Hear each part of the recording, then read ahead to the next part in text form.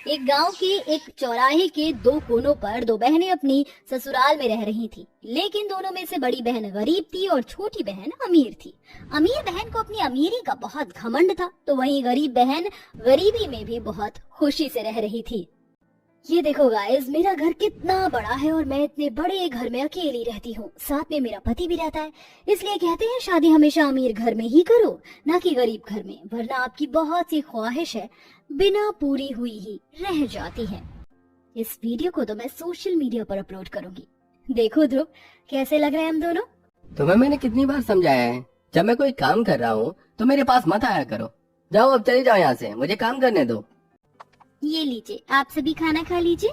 अच्छा बहू, तुम भी हमारे साथ खाना खाओ बैठकर। नहीं माँ जी, मैंने तो पहले ही खाना खा लिया, आप लोग खा लीजिए।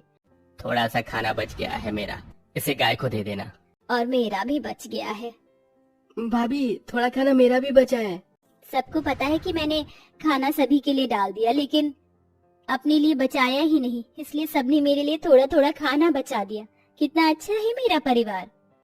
इधर संगीता गरीबी में दो टुकड़े खाकर भी खुश थी, तो उधर श्वेता इतनी सारी वैरायटीज होने के बाद भी अपने पति के साथ ठीक से खाना नहीं खा पाती थी।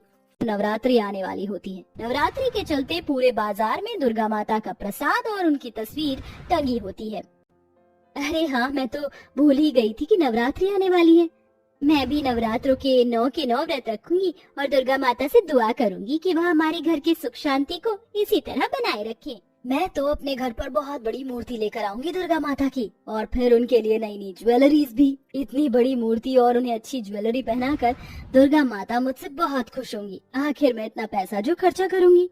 अमीर बहन बाजार से बहुत बड़ी मूर्ति खरीद कर घर पर लेकर आती है और साथ में मूर्ति पर चढ़ाने के लिए सोने के गहने भी। तो वहीं संगीता बाजार से कागज की तस्वीर लाकर अपने घर में एक चौकी के ऊपर रखती है और साथ में एक मिट्टी के बर्तन में जौ भी बो देती है। कहते हैं माता जी की खेती जितनी अच्छे से हरी भरी उगती है, उतनी ही घर में हरियाली रहती है। मैं अपनी खेती का बहुत अच्छे से ख्याल रखूंगी।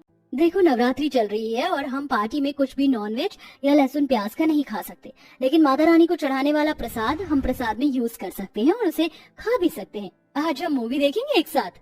इस तरह नवरात्रि में भी श्वेता अपनी सहेलियों के साथ घर पर मूवी देखती है और व्रत के नाम पर सारा टाइम व्रत वाले चिप्स और लड्डू खाती रहती है और रात को बिना घर के काम किए जूठे बर्तन छोड़कर सो जाती है।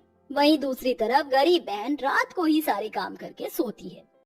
घर में पूरी साफ सफाई है और बर्तन मैंने धो दिए हैं, बस माता रानी को भोग लगाकर फिर मैं भी सो जाऊंगी। संगीता माता रानी को भोग लगाती है और खुद भी वही माता रानी का जूठा भोग खाकर सो जाती है। अगले दिन जब वह उठती है तो उसका पति बहुत खुश होकर उसके पास आता है। अरे संगीता, तुम्हें पता है कितनी बड़ी खुशखबरी की बात है? खुशखबरी? ऐसी भी क्या खुशखबरी है जो आप इतनी सुबह मुस्कुरा रही हैं? मुझे भी बताइए। मेरा प्रमोशन हो गया है और मैं मैनेजर बन गया हूँ। इसी के चलते मेरी तनख्वाह भी बढ़ गई है। ये तो बहुत अच्छी बात है। लगता है दुर्गा माता मेरी भक्ति से प्रसन्न होती जा रही हैं। संगीता नहा धोकर फिर सुबह सबसे पहले माता रानी की पूजा पाठ करती है और घर में जो भी बनता है सबसे पहले वह उन्हें भोग के रूप में चढ़ाती है। 9 दिन तक घर में सादा सिंपल ही खाना बनता है। तो वहीं दूसरी तरफ अमीर बहन के पति का एक्सीडेंट हो जाता है और उसका पैर फ्रैक्चर हो जाता है। अरे, ये क्या हो गया आपके पैर पर? टॉमी को वॉकिंग पर लेकर गया था, रास्ते में एक गाड़ी बहुत तेजी से आई और मेरा एक्सीडेंट हो गया।